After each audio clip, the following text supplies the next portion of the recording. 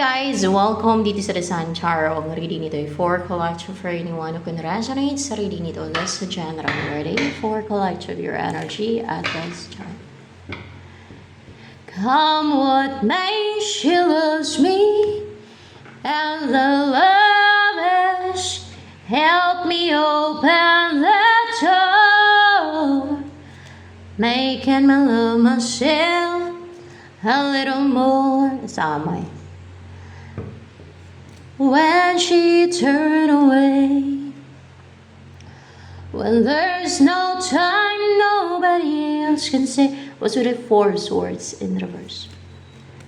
All of the secret fears inside, and all the craziness inside. Ay, dalawa to eh. Para ba nagiging defensive ka? Kung kaya ayaw mong isipin, ayaw mong alam niyo yung tutukan ng isipan ninyo. Okay. Stop, Taymek!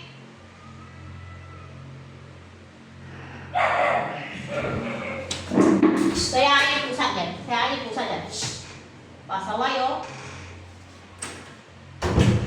There is no one, nobody can.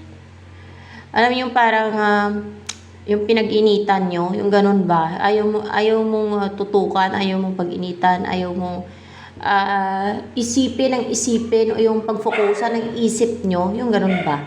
Oh. Kasi defensive ka dahil pinoprotektahan mo yung energy mo, you defend yourself. Pwedeng ayaw mong may stress, ayaw mong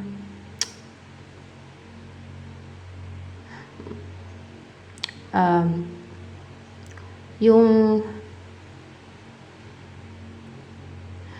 mga problema ka lang, yung ganun ayaw mong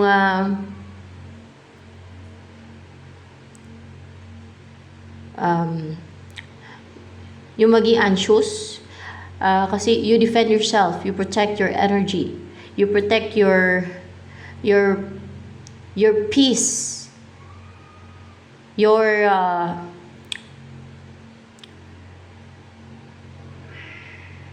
para ma-maintain mo yung peace of mind. Ganon. Para ma-maintain mo yung peace of mind na meron ka. Ganon, yung peaceful yung isipan mo. Yung para ma-maintain mo yung peace sa buhay mo. That's why, no? Or para peaceful yung isipan mo talaga. Ganon. And clarification na yan dyan. Huwag ko na isama siguro itong dalawa. Clarification na. Upright ba yung high priestess? For sure, upright yan siya. And raise me like nobody can. The world, there is a complete cycle na nangyayari sa buhay mo. Parang nakumpleto ka, you're complete now. Or nabuo ka na, nakumpleto ka na with the world. Parang naging matapang ka na, naging mabilis, siguro mabilis kumilos, mabilis gumalaw, mabilis mong ma-accomplish yung dapat mo ma-accomplish, mga ganun ba. And you're intelligent, no? Parang kung ano man simbolo ng dito ng human, no? Kasi yung tao ay intelligent yan. Yan ang pinaka matalinong hayop sa dito sa mundo. Except lang sa mga fallen angels na nandito sa mundo. Sa lahat ng hayop. Kasi yung fallen angels, hindi naman yan sila hayop. Ano yan sila? Angels. Yung tao kasi, kahit sa leksyon ng elementary, ay ano yan sila eh. Ano yung tao? Animals din. Pero yan ang malaki ang utak siguro. Yan ang pinakamatalino sa lahat ng mga hayop na ginawa ng God. No? Na hayop dito sa mundo. Tao. Ano yan? Tapos, capable ka na ding lumipad. Hindi ibig sabihin na makalipad ka talaga. Parang capable ka ng abutin yung mga pangarap mo sa buhay. Kasi parang may pakpak ka na. Yung ganun ba? Kahit na mataas na pangarap mo ay kaya mo nang ma-achieve, maabot. Ganun. Kasi you can fly high. Parang you can reach your goal kasi parang may pakpak ka na. Ayan. You can fly high para sumisimbolo ka na din ng eagle, lion, and deer, and human. Buo ka na buo, kompleto. Ayan. And high priestess, intuitive ka, malakas yung intuition mo. Ano pa? Or else what's with the high priestess for more clarification?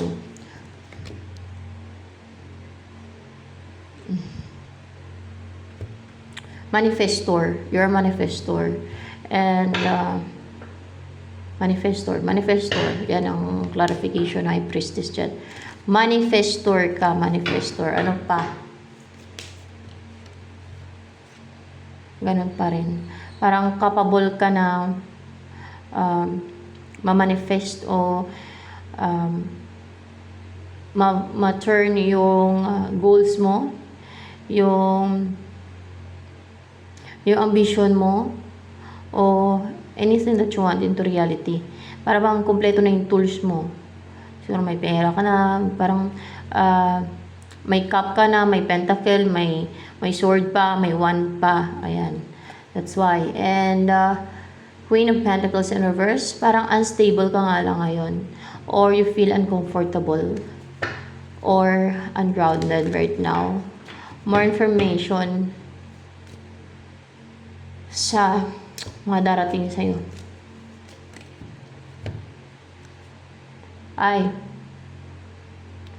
There is a new beginning, transformation, parang nagkaroon ng ending nga talaga sa buhay mo, no? May nag-end.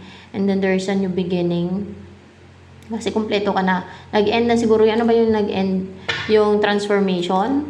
Yung transformation na nag-end. Yung mga pinagdaanan mong transformation kasi needed talaga yan Minsan ay makaranas ka ng mga unfair, injustice, nagagawa ka ng injustice or witchcraft ng iba, at basta yung hindi makatwiran na kadalasan mabaluktot yung gumagawa niyan. Yung mga wala sa katwiran, yung mga unfair na mga tao, mga madaya, mga selfish at greedy, mga sakim. Siyempre, mga evil. Hindi naman gagawa ng masama o evil sa yung tao na lalo kung makatwiran. Lalo kung mabuting tao yan, no? Ganun. Kung hindi mo naman inaano yan. Wala kang ginawa dyan.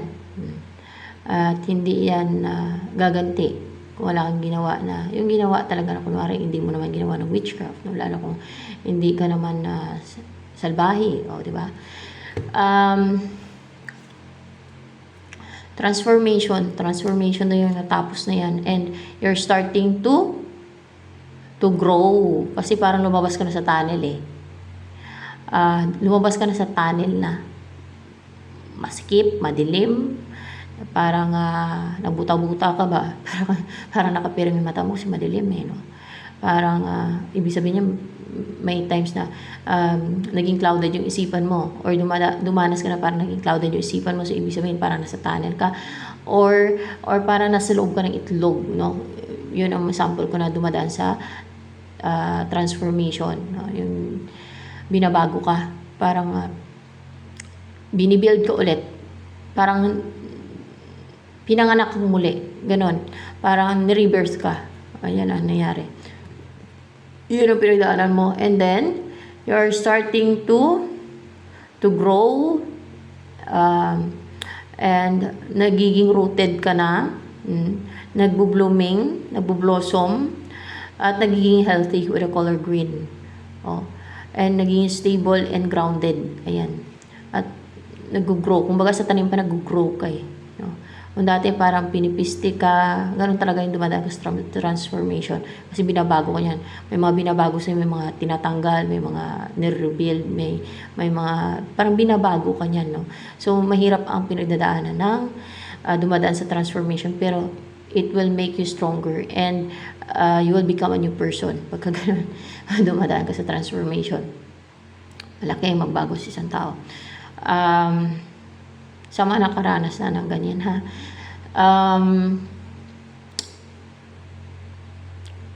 may growth na ngayon. Sa finances mo, sa love life mo, maaaring sa lahat ng area ng buhay mo yan. So ano pa ang darating sa'yo? Or what's with the page of pentacles? Pwede kung sa relationship din to ay merong natapos na relationship, pwedeng gano'n, no? Na gusto ng person mo na yan na mag-offer ulit sa'yo ng relationship, of course, na magsimula kayo ng stable, grounded in my growth na relationship. Pwedeng ganon. So, when it comes sa relationship o sa love life, sino yung person na talagang ipupursu ka, na hindi siya atras-atras, ganon ba? Karma. Dumadanas siya ng, ano ba tong dinadanas siya na to, na karma na to? Ano yan? May gumagawaan ng ano sa kanya, something dark, na binablakan siya, hinadlangan, something dark. May gumagawa, yan ang na-experience ngayon, yung dumadanas siya ng mga, ano to, witchcraft na ginagawa ng iba sa kanya. Hindi yan witchcraft, karma, karma. Hindi siya karma talaga, fixation, yan ang ginagawa sa kanya, fixation, may nafi-fixation sa kanya na matenga siya, na hindi siya na yung inaantay niya ay hindi darating, or yung matenga siya ba, yung ganun ba, yung walang growth. Saan? Sa connection ninyo? Sa connection ninyo na walang growth, na para mag-antay lang din siya, na hindi siya magte-take na action, mag-antay. O kung ikaw yung nag-antay sa kanya, mag-antayan kayong dalawa, ganon. Kung nag-antay ka ng the one, o past person mo man to, new person, ay mag-antayan kayong dalawa. May gumagawa sa kanya ng fixation. Makikitira yan, mga evil na mga tao yan. Kasi, bakit nila? Para hindi siya maging malakas yung loob niya, para hindi siya maging, alam niyo, porsigido, at confident and independent sa desisyon niya na mag-show up sa'yo, at yung alam niyo, confident na i-approach ka, gano'n, na magpakita sa'yo, and then suyuin ka, gano'n. Pero yan, darating sa tao na to. Dumadanas ng fixation to, yan ang na-experience yung fixation ng ibang tao.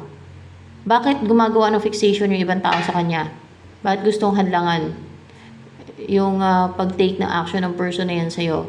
Dahil nainggit sila sa inyo? Hindi. Defensive. Guarded. Gusto nilang harangan. Gusto nilang hadlangan, harangan, pigilan yung person mo. Bakit? Gusto nila yung person mo? Type nila yung person mo? Hindi dahil sa type nila yung person mo. Ikaw bang type nila? Ikaw bang gusto ng mga yan? Ikaw. Ay, na-obsess siya yung mga gumagawa ng fixation. Ano ba, isa lang ba yung gumagawa ng fixation dyan sa person na yan? Sa person na to na nag-experience ng... Hindi lang isa. Dalawang tao ba yung gumagawa ng fixation dyan? Dalawang tao na na-obsess sa'yo, na parang hinahunt yung isipan nila ng alaala mo, o talagang parang baliw na baliw sa iyo mayan. Hindi naman sa baliw na baliw yung mayan. Ano itong mga gumagawa ng fixation na to sa person mo, may gusto sa'yo, type ka nila. Or pwedeng ex mo, new person, or basta type ka daw, ikaw ang gusto, hindi yung person mo. Hindi baliw na baliw, kundi ano yan, obsessed sa'yo to. Ex mo tong dalawang to, na-obsess sa'yo. Ex mo, mga ex mo din yan, mga ex mo, ay, ewan ko kung ex mo tong darating sa'yo na to, na yan yung in-experience niya, yan yung dinadaras niya. Mga ex mo na to, na gumagawa ng fixation dito sa isang person na to para matingga, para hindi makasugod sa'yo, para hindi makapag-take na action, para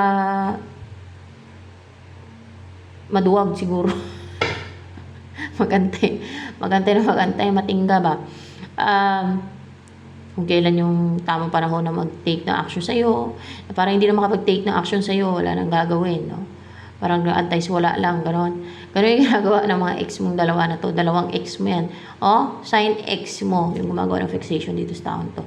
New person man, or past person yan, or kung alam nila, maaaring kilala nila na may gusto yun sa'yo, lalo na kung past person mo din to, kung kaya ganyan.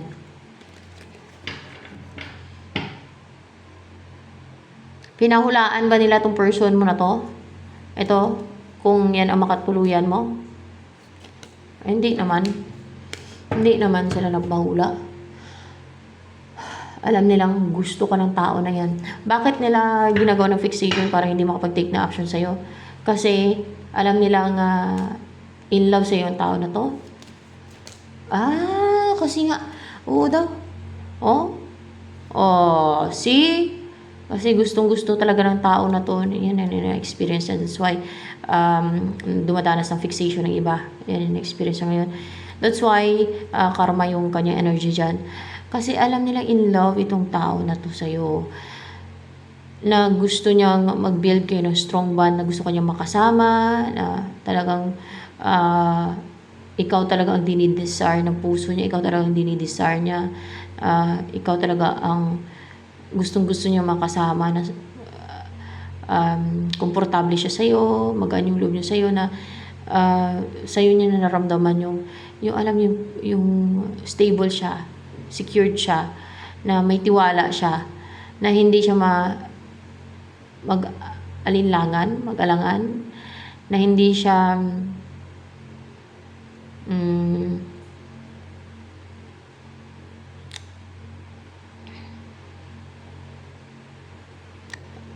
nagiging uncomfortable sa'yo. Mga ganun ba? Basta yung alam nila na may tiwala din pati itong person na to sa'yo. Kasi, ayan o, nakita nyo, parang this person wants to build a strong bond with you. And, na-in love nga daw siya sa'yo. Alam nilang mahal ka o na nagiging emosyonal. Malapit yung loob ng person na to sa'yo. Ayan, that's why. Hindi naman nila pinahulaan, pero alam nila na ganyan yung person na yan na gustong-gusto ko talaga makasama. Ito ba yung the one for you? Or ano muna? Yung nakatadhana ba sa'yo to? Yung person na yan? Nakatadhana yan sa'yo. Tumpak. Siya nga nakatadhana sa itong person na to. That's why ganyan na lang yung nararamdaman niya sa'yo. Kaso may mga madaya dito ang ex mo. Kaya magsasucceed to, maging victorious to. Yung connection nyo, you will be together kasi nakatadhana naman yan sa'yo. Do you believe in tadhana? In destiny? O mga ganyan, siguro marami daw yung may destiny. So, ayan.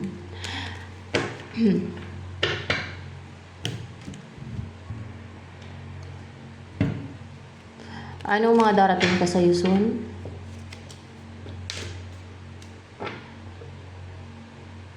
Maging ganito ka? Magiging ganyan ka? Ay, destiny guys. Clarified by destiny.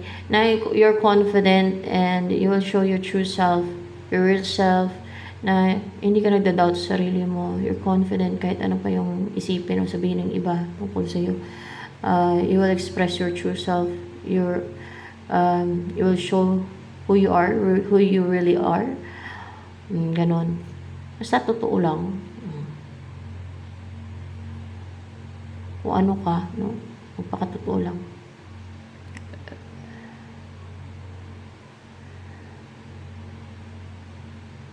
Kagaya niya sa akin. Nakakahiya siya, no? Pagka mahiya ka. Dati nahiya ako niyan. Pero, hindi na. Yung may Queen Mother of Heaven dyan. Ayun sinabi sa akin ng God eh. Queen Mother daw ako eh. Bago pa ako na yung tao eh. Tapos, tinatanong ko din si Jesus Christ. Through dito lang. Na tinatanong ko din. Hindi sa vision ko. Hindi ko siya tinatanong doon sa vision ko. Pag nakikita ko siya sa vision ko. Yung vision, para kang naginip yan. O minsan ay parang trance lang na parang basahin yung trance or yung meaning ng trance.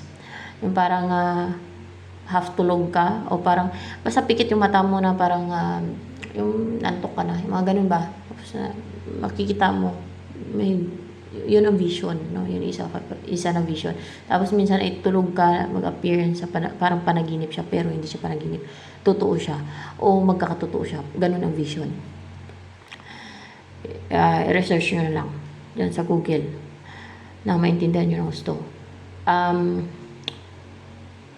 Tinatanong ko din pati sa mga angels kung totoo ba. Kasi,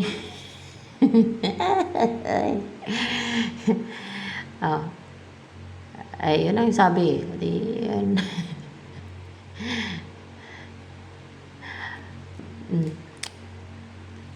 Kaya nga nagmamadali na akong bumalik sa langit kasi doon sa langit, try na ako, 'di ba? Sabi nila eh. Barbilo daw. So, ayan. Ito na lamang for collective reading. Sa mga baguhan po dito sa aking channel, please to subscribe at huwag po ninyong kalimutang i-click ang bell button na sa ganun ay ma-notify kayo sa mga susunod na videos na upload ko at paki-like naman po at paki-comment na rin sa ating comment section box lalo na sa mga naka-resonate sa reading nito.